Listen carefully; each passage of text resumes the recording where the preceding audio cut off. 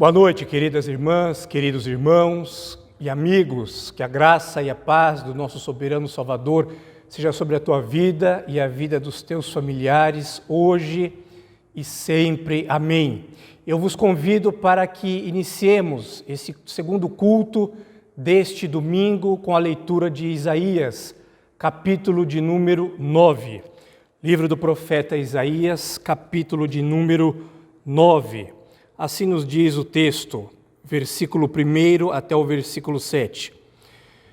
Isaías 9, de 1 a 7. Mas para a terra que estava aflita, não continuará a obscuridade. Deus, nos primeiros tempos, tornou desprezível a terra de Zebulon e a terra de Naftali, mas, nos últimos, tornará glorioso o caminho do mar, além do Jordão, Galileia dos gentios. O povo que andava em trevas viu grande luz, e os que viviam na região da sombra da morte, resplandeceu-lhes a luz. Tens multiplicado este povo, a alegria lhe aumentaste. Alegram-se eles diante de ti, como se alegram na ceifa e como exultam quando repartem os despojos. Porque tu quebraste o jugo que pesava sobre eles, a vara lhes feriu os ombros e o cetro do seu opressor, como no dia dos midianitas. Porque toda bota com que anda o guerreiro no tumulto da batalha e toda a veste revolvida em sangue serão queimadas, servirão de pasto ao fogo.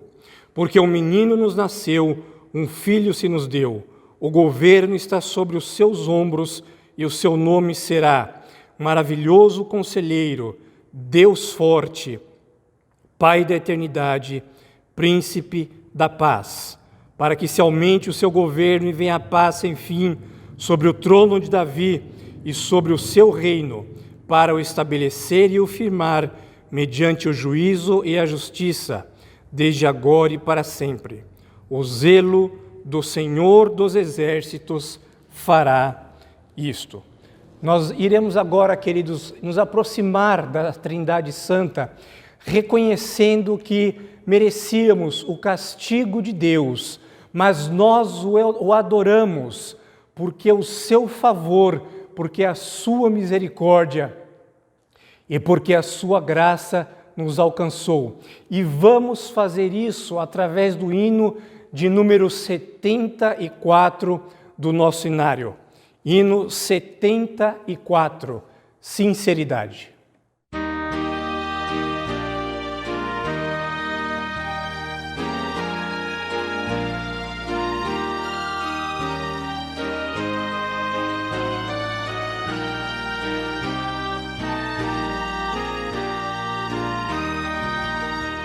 Jesus, Senhor, me achego a ti, tua ira santa mereci, o teu favor me estende aqui, aceita um pecador, eu venho como estou, sim, venho como estou, porque Jesus por mim morreu, eu venho como estou. As minhas culpas grandes são, mas tu que não morreste em vão, me podes conceder perdão, aceita um pecador, eu venho como estou, sim, venho como estou, porque Jesus por mim morreu, eu venho como estou.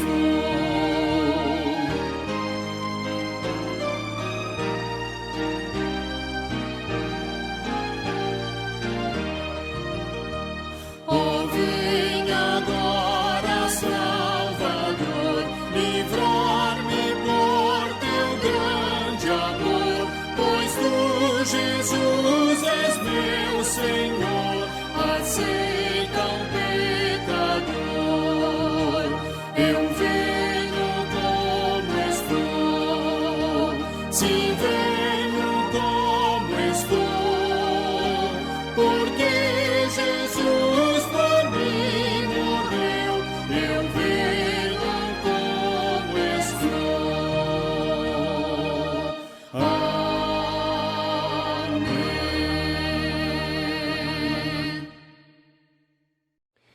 E nós louvamos a Deus porque Ele nos aceita, ainda que sendo pecadores.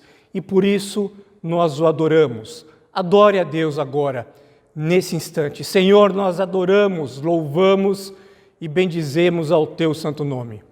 Nós te agradecemos, Senhor, porque o Senhor nos permite que nós nos aproximemos de Ti.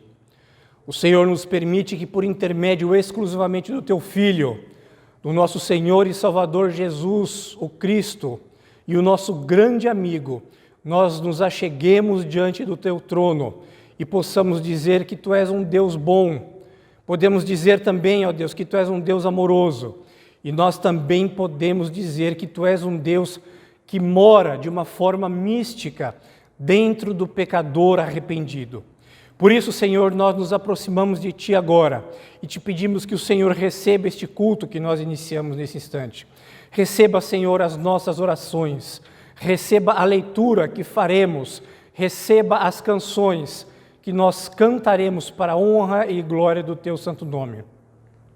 E que tudo o que façamos aqui, desde o início do culto até o final, seja exclusivamente no intuito de nós adorarmos e bendizermos aquele que morreu, mas que a morte não pôde detê-lo, porque Ele venceu a morte, que é o nosso soberano Salvador, Jesus o Cristo.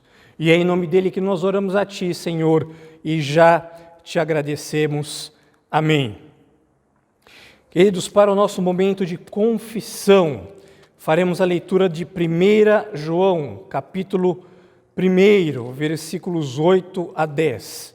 1 João, capítulo 1, versículos 8 a 10, nos preparando para o momento de confissão de pecados. 1 João, capítulo 1, versículos 8 a 10, assim nos diz o texto.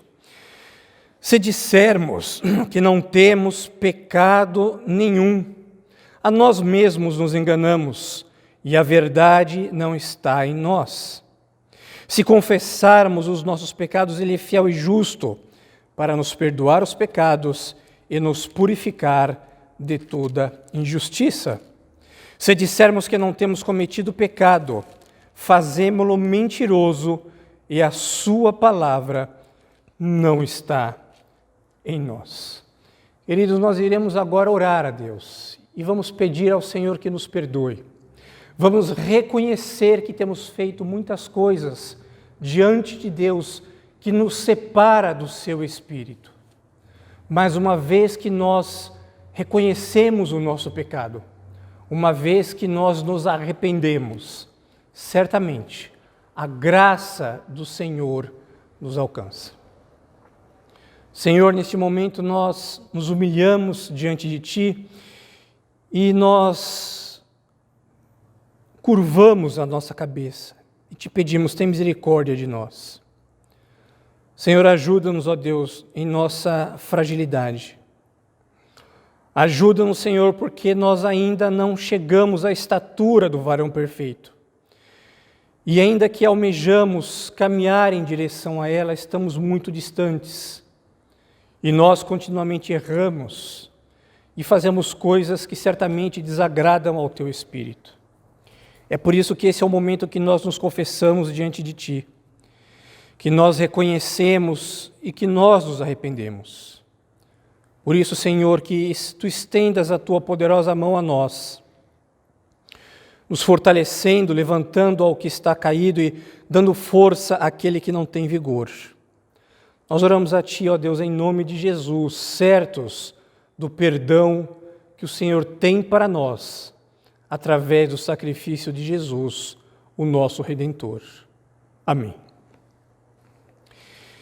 Queridos, para esse momento de gratidão, faremos a leitura de Hebreus. Hebreus, capítulo 9. Leitura de gratidão. Hebreus, capítulo 9. Leremos os versículos 24 a 26. Hebreus, capítulo 9, versículos 24 a 26. E assim nos diz o texto. Porque Cristo não entrou em santuário feito por mãos, figura do verdadeiro, porém no mesmo céu, para comparecer agora por nós diante de Deus. Nem ainda para se oferecer a si mesmo muitas vezes, como o sumo sacerdote cada ano entra no Santo dos Santos com sangue alheio. Ora, neste caso seria necessário que ele tivesse sofrido muitas vezes e desde a fundação do mundo. Agora, porém, ao se cumprirem os tempos, se manifestou uma vez por todas para aniquilar, pelo sacrifício de si mesmo, o pecado. Queridos, se temos muito a agradecer a Deus pelo seu amor por nós, pela sua paz, pela sua misericórdia e pela sua compaixão, certamente o motivo maior que nós temos de agradecê-lo é em virtude dele ter enviado o seu Filho Jesus para morrer por nós morte de cruz. Mas o maior motivo de nós agradecer a Deus é que o poder do Espírito Santo não permitiu que Cristo continuasse sepultado, que Cristo continuasse morto, mas o poder do Espírito Santo, ao terceiro dia, o ressuscitou. E nós cantaremos com muita alegria o hino de número 270, chamado Desafio, que nos diz que a salvação foi trazida a nós por intermédio do sacrifício de Cristo Jesus.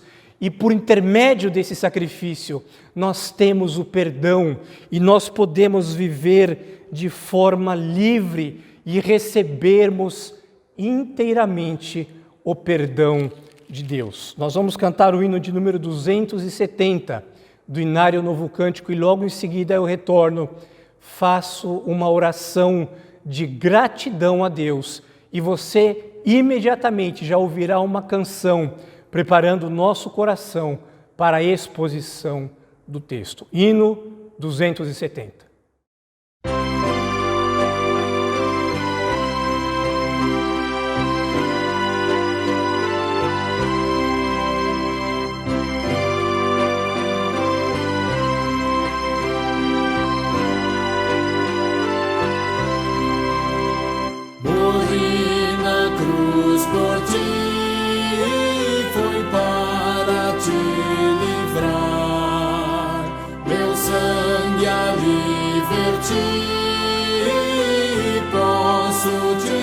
Salvar, morri na cruz por ti, que fazes tu por mim?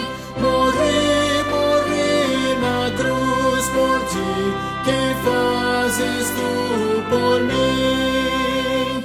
Vivi assim por ti, sofrendo intensa dor, e tudo fiz aqui por ser teu Salvador.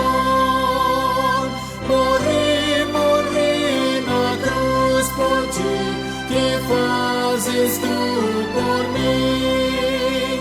Morri na cruz por ti, que fazes tu por mim? Sofri na cruz por ti, a fim de te salvar. A vida consegui, agora vou dar. Morri na cruz por ti, que fazes tu por mim? Morri na cruz por ti, que fazes tu por mim?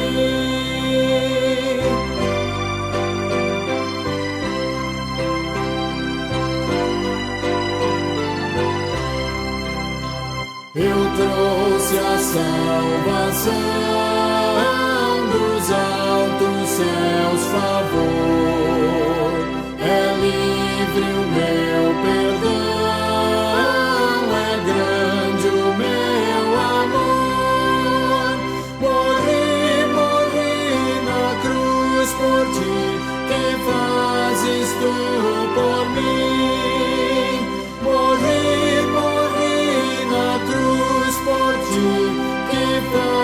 fazes tu por mim.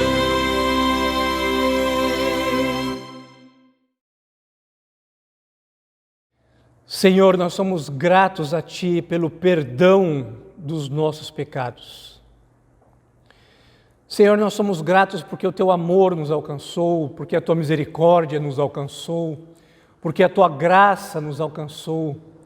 Nós somos gratos a Ti porque se tem pessoas nos assistindo nesse momento, é porque a Tua boa mão alcançou a homens e a mulheres que no passado estavam perdidos, estavam sem rumo, estavam atolados em um lamaçal de pecados, estavam caminhando pelo erro, mas a Tua boa mão se estendeu até a cada um de nós e nos resgatou. E isso só foi possível em virtude da morte salvífica de Cristo, o Jesus, o nosso Senhor, o Messias, aquele que foi prometido desde antes da fundação do mundo. É por isso, Senhor, que nós somos gratos a Ti e nós temos um compromisso contigo de fé, de vida e de gratidão. Receba, Senhor, todo o nosso louvor e todo o nosso espírito grato a Ti neste momento. E nós desde já, Senhor, nos preparamos para que possamos ouvir a mensagem que o Senhor tem reservado para nós nesta noite. E nós fazemos isso em nome de Jesus. Amém.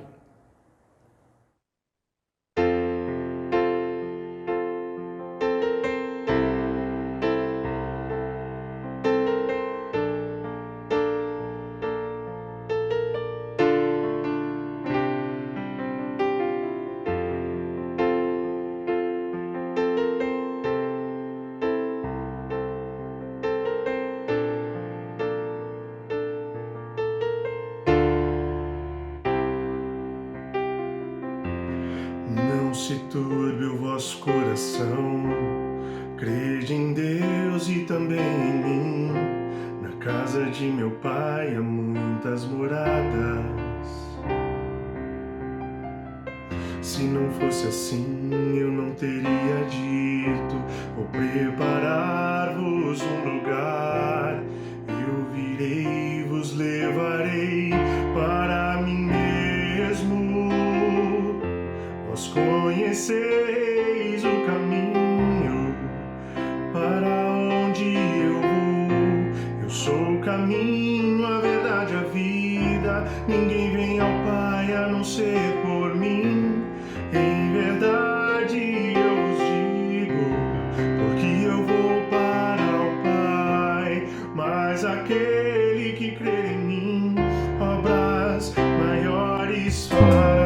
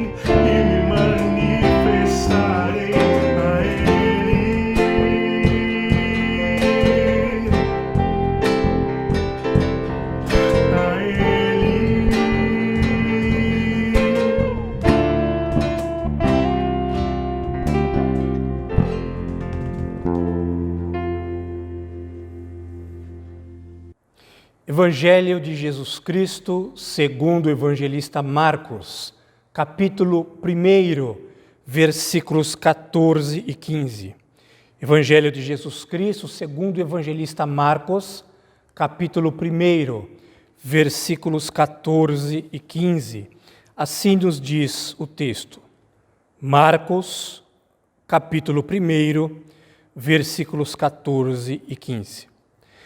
Depois de João ter sido preso, foi Jesus para a Galiléia pregando o Evangelho de Deus, dizendo: o tempo está cumprido e o reino de Deus está próximo. Arrependei-vos e crede no Evangelho.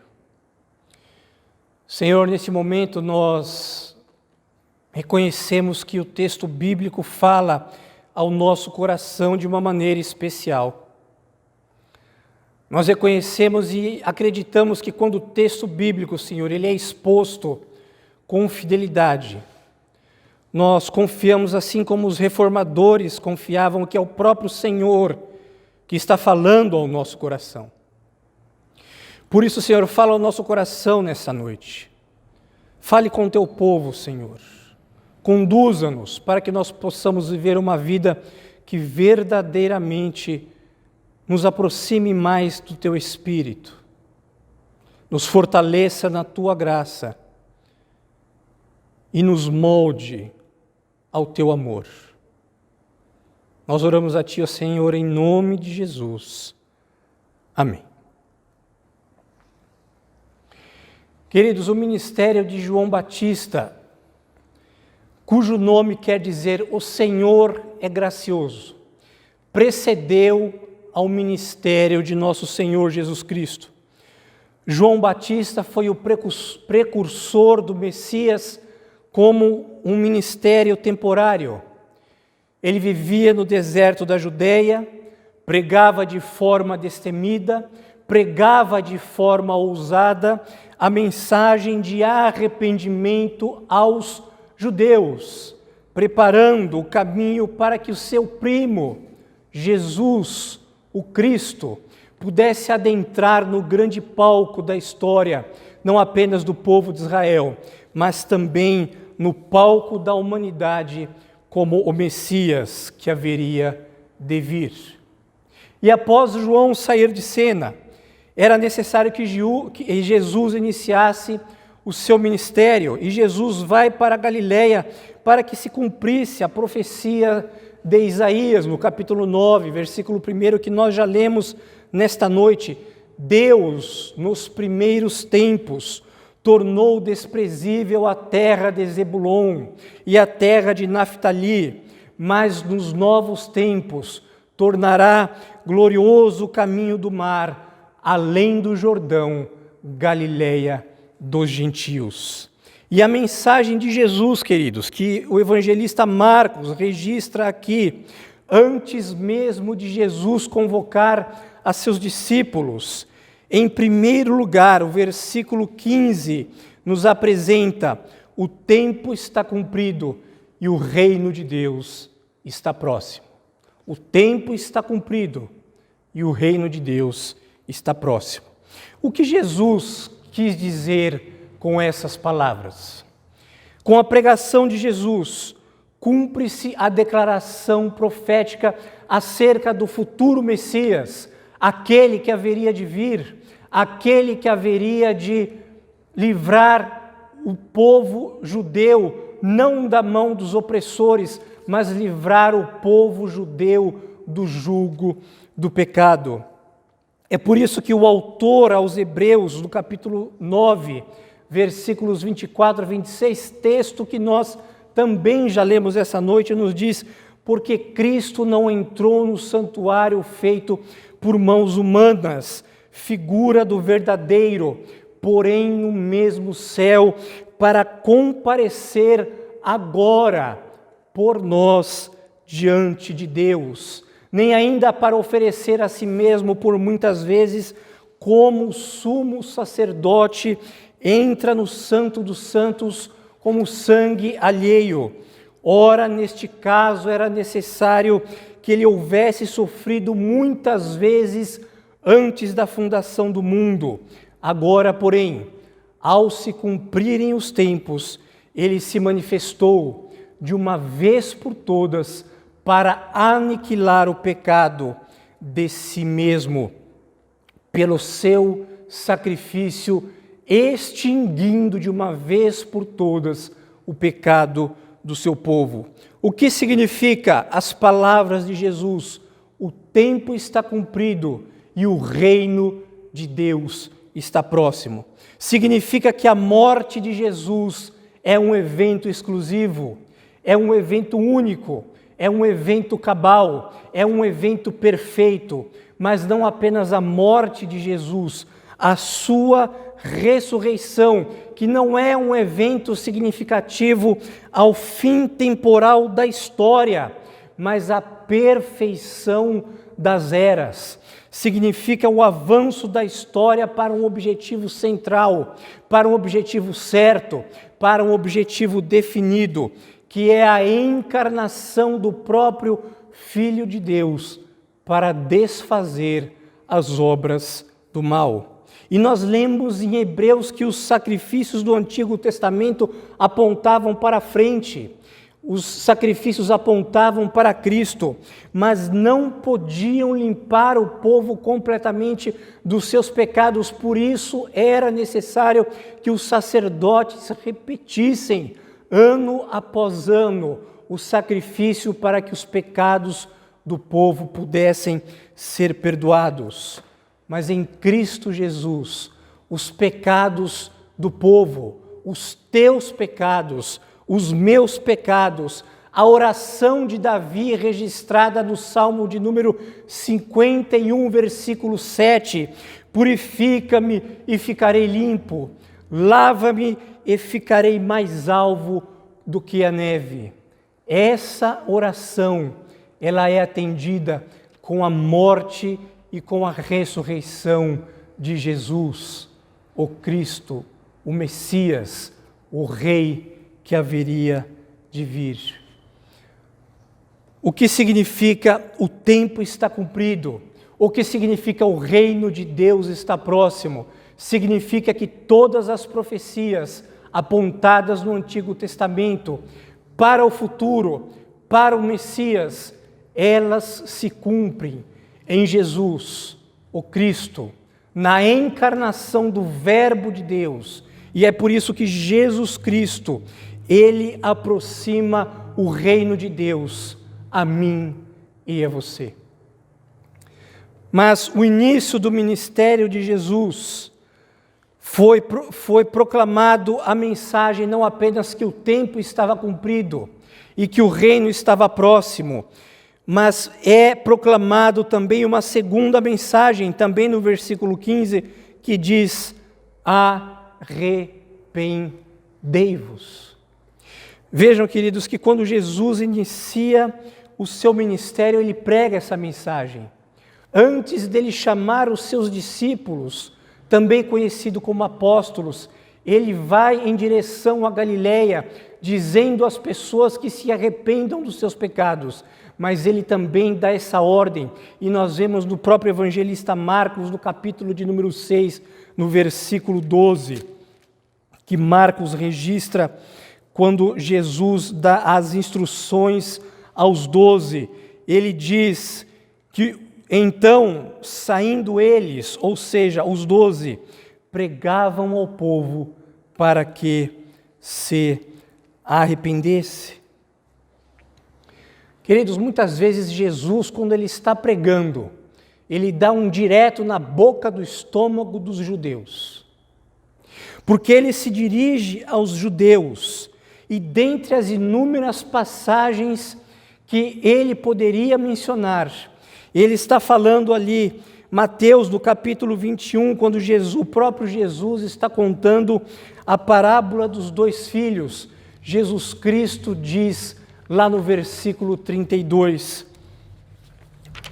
porém, veio João a vós outros, anunciando o caminho de justiça, mas vós não acreditastes nele. Ao passo que os publicanos e as meretrizes creram e por isso vos precedem no reino de Deus. Vós, porém, vendo isso, não vos arrependestes, afinal, para acreditardes nele. Isso significa, queridos, dizer que não adianta você ser um religioso. Não adianta você ter uma aparência de religiosidade exterior. Passar a vida toda acreditando que as tuas obras te levarão para os céus. Passar a vida acreditando que a tua justiça te justificará diante de Deus. E quando Jesus está dizendo isso no Evangelho de Mateus, quando ele diz que os publicanos e as meretrizes antecederiam os judeus no reino de Deus, os publicanos que eram aqueles que trabalhavam na Lava Jato de Jerusalém e as meretrizes que eram aquelas que não acreditavam que Deus poderia sustentá-las. Qual que era a diferença desses para que eram aqueles que eram considerados como os párias da sociedade? Para os judeus que ouviam Jesus, esses se arrependiam dos seus pecados. Quando eles ouviam a mensagem de João Batista, que, como nós dissemos no início dessa mensagem, o precursor de Jesus, esses homens e essas mulheres que eram considerados como extremos pecadores, eles olhavam para dentro de si, eles olhavam para os seus pecados e eles se arrependeram. Você sabe que você nunca vai deixar de ser uma pessoa má? Você que me ouve nesta noite, você sabia que você jamais vai deixar de ser uma pessoa egoísta, interesseira, arrogante? Você jamais vai deixar de ser uma pessoa prepotente. Você jamais vai deixar de ser uma pessoa orgulhosa, mentirosa, sem amor ao próximo. Você jamais vai deixar de ser impaciente. Você jamais vai deixar de ser arrogante. Ah, reverendo, você está me dizendo isso porque você está aí pregando, o pastor não erra, pastor não fica bravo, pastor às vezes não fica de bico com a sua esposa, pastor às vezes não perde a paciência com seus filhos. Será? É claro, meus queridos, que o pastor que quer servir a Deus com fidelidade, ele não levanta a mão para a sua esposa, ele não fala palavras que ofendem a sua esposa, palavras que magoam a sua esposa. Quando isso acontece, ele reconhece e pede perdão para ela, não bater na esposa, né? Quando ele fala palavras que magoam a sua esposa, ele reconhece e pede perdão para a sua esposa, ele quer procurar criar os seus filhos na admoestação, nos caminhos do Senhor.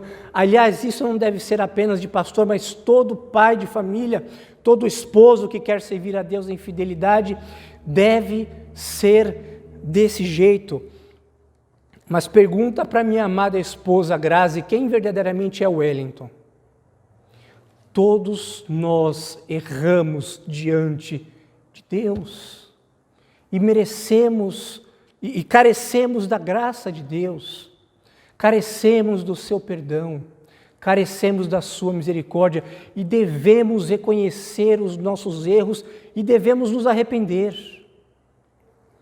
É por isso que o apóstolo João, já velhinho, lá com aproximadamente 80 e poucos anos, lá na frente, 1 João, capítulo 1, texto que nós também lemos essa noite, João lá já era um homem experiente, ele não era mais aquele apóstolo dos tempos de Jesus, há 40 anos atrás, mas ele já era um homem experiente, ele já era um homem versado, ele já tinha uma experiência pastoral, e ele, quando ele escreve a sua primeira epístola, no capítulo 1, versículos 8 que nós lemos nesta noite também. Ele diz o seguinte: se dissermos que não temos pecado nenhum, a nós mesmos nos enganamos. E no versículo 10 ele parece que quer dar ênfase, e ele repete exatamente isso: se dissermos que não temos cometido pecado, fazemo-lo mentiroso, e a sua palavra não está em nós. Queridos, é claro que nós erramos, é claro que nós pecamos, é claro que nenhum de nós é melhor do que o outro. Mas sabe o que agrada a Deus verdadeiramente? Não é você ser melhor ou pior, mas o que agrada a Deus verdadeiramente é o teu arrependimento pelos teus erros. O que efetivamente agrada a Deus é quando você erra, quando você peca, mas quando você coloca a mão na consciência, quando você permite que o Espírito de Cristo que habita em você toque no teu coração e você coloca a mão na tua consciência e você fala: Senhor, que mancada que eu dei, Senhor, perdoa-me. E você se arrepende, você procura não fazer mais. Quando você ofende alguém, você procura pedir perdão para essa pessoa, ainda que você saiba que você estava coberto de razão, mas você, às vezes, por causa da tua razão, você acaba se excedendo. E você reconhece, e você se vira para Deus e fala: Senhor, perdoa-me. E você, quando ofende alguém, você, quando ofende ao teu próximo, você permite que o Espírito de Cristo trabalhe no teu coração e você pede perdão, e você pede para que o Cristo Jesus te lave por meio do sangue do seu Filho amado e transforme a tua vida cada dia. E a pregação de Jesus continua, queridos. Quando Jesus está falando no início do seu ministério, em primeiro lugar ele diz: está cumprido, o tempo está próximo, está cumprido o reino de Deus. Mas em segundo lugar ele diz: arrependei-vos. E em terceiro lugar ele diz: crede no Evangelho. Crede no Evangelho.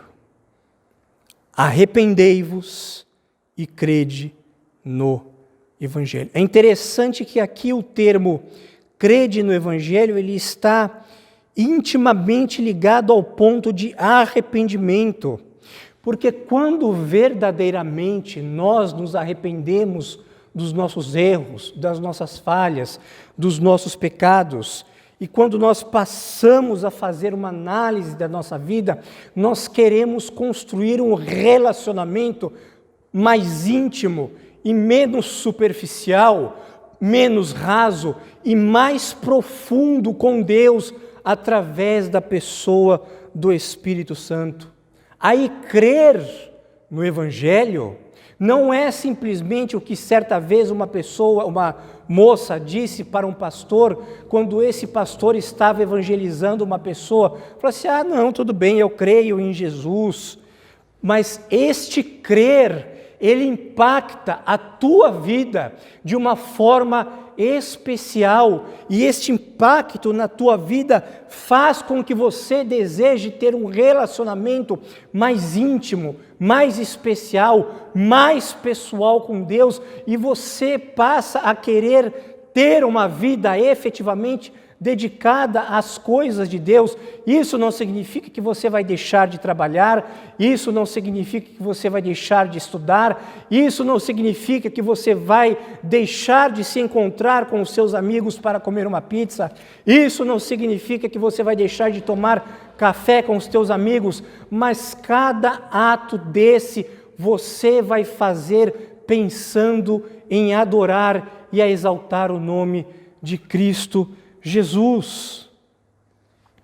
E você vai se dar conta que os teus planos que os planos que você tem para a tua família, que os planos que você tem para os teus filhos, que os planos que você tem para com a tua esposa e que os planos que você tem até para com a tua igreja, eles devem ser alicerçados diretamente no crer no Evangelho, porque quando você crê no Evangelho, você não está fazendo as coisas na tua própria força, você não está exercendo o teu ministério confiado nas tuas atribuições, nas tuas qualidades, nos teus diplomas, mas você está crendo no Evangelho, acreditando que Deus vai fazer o impossível, sabendo que você deve trabalhar como se tudo dependesse de você, mas você deve confiar como se tudo dependesse exclusivamente de Deus. Quando Jesus está dizendo aqui, crer no Evangelho, não é simplesmente você acreditar, como você acredita quando, por exemplo, vai atravessar uma rua e quando passa na faixa de pedestre no farol aberto e fechado, aberto para você e fechado para os carros, você certamente não vai ser atropelado. Não é simplesmente essa a crença, mas Jesus aqui, quando ele está dizendo crede no Evangelho, é assumir um verdadeiro compromisso com o reino de Deus que está próximo de você. Aliás, Jesus, certa vez, ele disse isso, e nós lemos isso no Evangelho de Lucas, o reino de Deus está dentro de vós. Muitos ouvirão dizendo, ei-lo ali, ou ele está lá, mas o reino de Deus, ele está dentro de nós. E é por isso que a nossa vida passa a se tornar a mensagem do Evangelho. E não apenas a nossa vida, mas nós fazemos parte da história do Evangelho. A tua vida está diretamente imbricada com a história do Evangelho. Não do cristianismo, mas do Evangelho.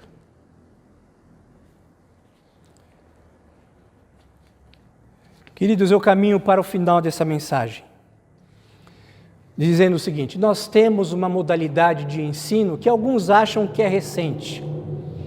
É a modalidade de ensino chamado EAD, Ensino à Distância. As plataformas digitais, ao contrário do que muitos pensam, elas não nasceram nessa pandemia. Na verdade, se você já tem mais de 40, 50 anos, você já deve ter ouvido falar no passado do IUB, Instituto Universal Brasileiro, que foi o pioneiro lá exatamente há 40 anos atrás, há 60 anos atrás, no ano de 1941.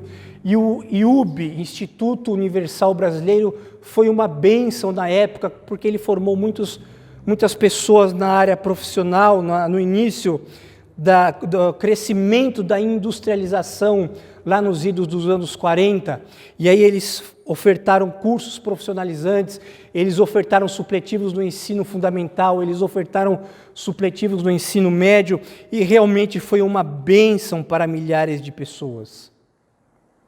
No entanto, nós não podemos viver o Evangelho à distância.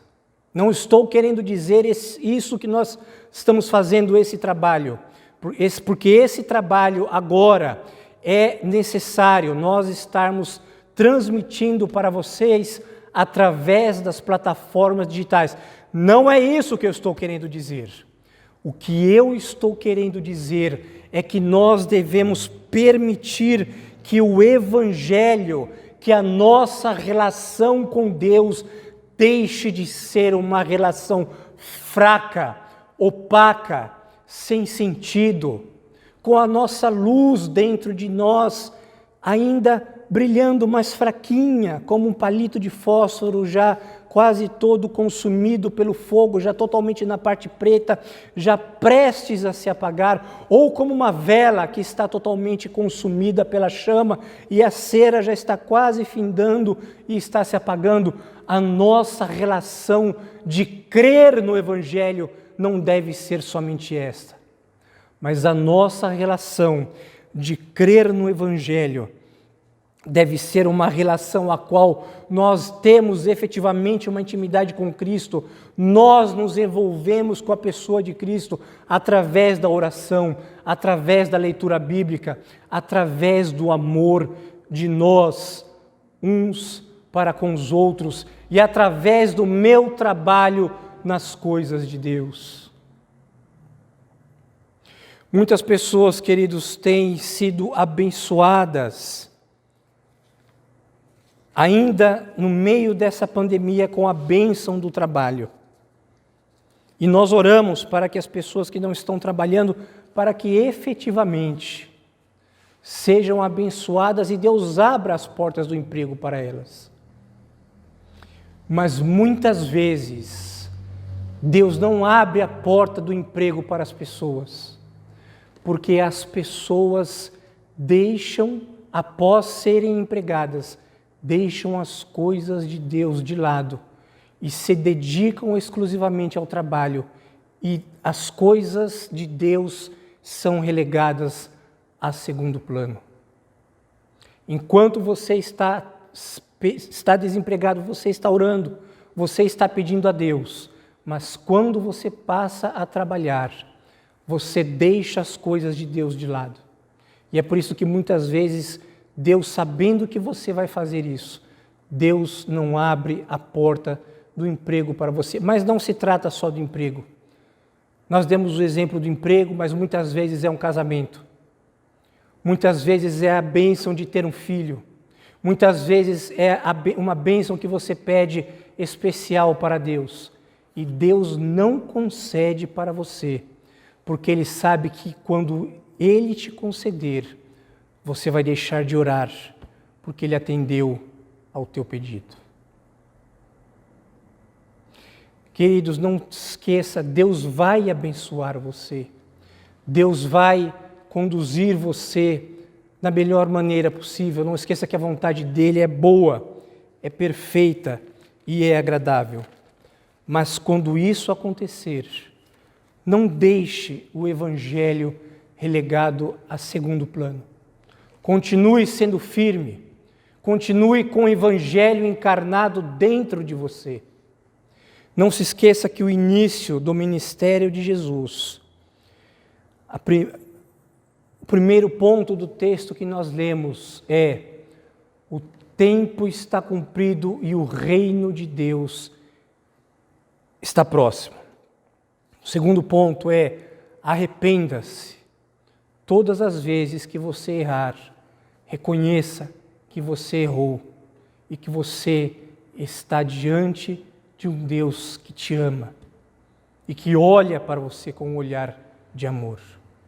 Mas em terceiro lugar, crede no Evangelho de uma forma a qual a tua vida se confunda com o próprio Evangelho, para que você faça parte do Evangelho e para que o Evangelho faça parte da tua vida, a ponto de que você tenha uma convicção de que o Evangelho mudou o teu viver. Amém. Nós vamos orar e logo em seguida eu vou impetrar a bênção. Senhor, nós te adoramos pela tua palavra, pela tua mensagem ao nosso coração. Senhor, que o teu Espírito aplique, ó Deus, esta palavra ao coração de cada um de nós, a começar em mim. Senhor, que as bênçãos que o Senhor tem me concedido não façam com que eu me esqueça de que o Evangelho é a prioridade em minha vida. Que os teus filhos que nos ouviram nesta noite não esqueçam que tudo aquilo que está sendo concedido a eles, a bênção de uma família, a bênção de um filho, a bênção de uma esposa, a bênção de um marido, a bênção de um trabalho, uma bênção financeira especial, uma bênção de qualquer oração respondida que os teus filhos têm feito há muitos anos, quer seja até mesmo a conversão, a volta de um filho para os teus caminhos, quer seja a conversão de um marido, de uma esposa, que quando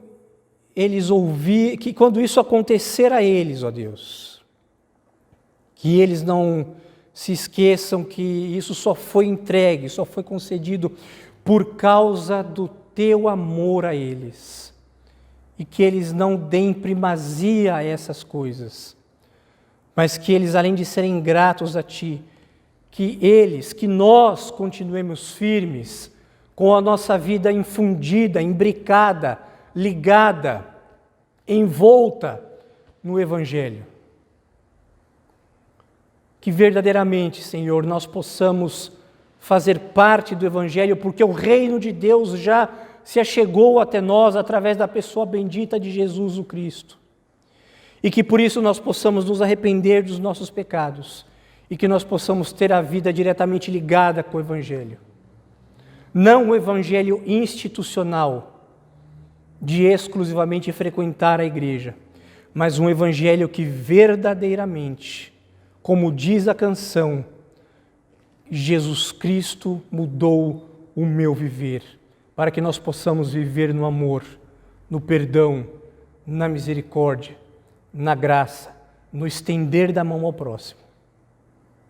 Nós oramos a Ti, Senhor, em nome de Jesus, e que o grande amor de Deus, a graça de nosso soberano Salvador, Jesus, o Cristo, o Filho de Deus, e as doces comunhões e consolações do Espírito Santo seja sobre a tua vida, meu irmão, minha irmã e amigos que nos assistem. Não somente hoje, não somente durante essa semana que se inicia, mas para todo sempre. Amém, amém e amém.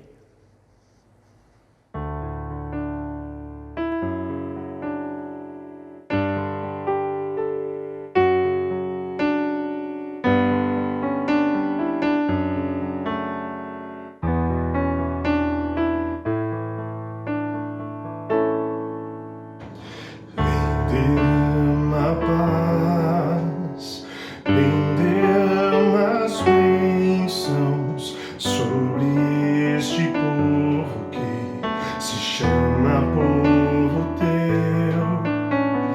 Dá-nos teu amor, dá-nos tua força, para que tentações não venham a nos desviar. E a glória seja dada a Ti, pelo que tens feito, pelo que tens sido, pelo que farás em nós. Vem derrama paz, vem derrama as bênçãos sobre este povo que se chama povo teu. Dá-nos teu amor, dá-nos tua força, para que tentações não venham a nos desviar. E a glória seja dada a Ti, pelo que tens feito, pelo que tens sido, pelo que farás